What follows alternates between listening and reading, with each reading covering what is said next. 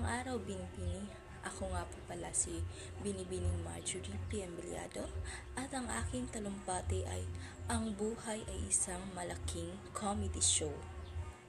So, mga kaibigan, kamag-anak at mga di ko pa kamag-anak pero gusto ko nang i-claim bilang pamilya.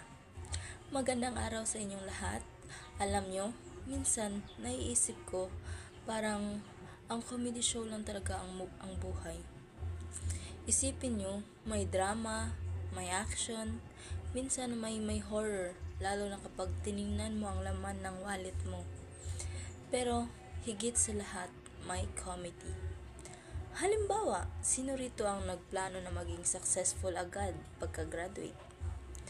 Yung tipong paglabas mo pa lang ng eskwelahan, may limunos na naghihintay sa iyo.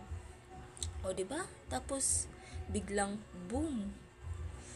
Ang unang mong trabaho, taga-photocopy ng mga papel ni boss. Pero chill lang. Lahat ng big time nagsimula sa small time. Kahit si Jollibee, bago naging milyonaryo, bubuyog dati. Pero alam nyo ba kung ano ang sikreto sa buhay? Tawanan mo lang kasi kapag seryoso ka palagi, ikaw ang matatalo. Kapag may problema, tawanan mo. Kapag may hindi ka nakuha, tawanan mo. Pero kung ikaw ang hindi makuha, aba, iiyak ka muna saglit, tapos tawanan mo rin.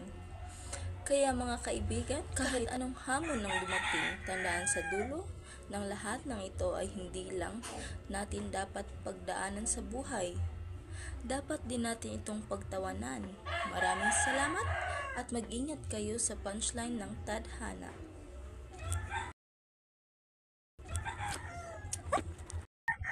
Magandang araw, Binibini. Ako nga po pala si Binibining Marjorie P. Embeliado at ang aking talumpati ay patungkol sa... Ako nananalig. Magandang araw, Binibini. Ako nga walang hirap.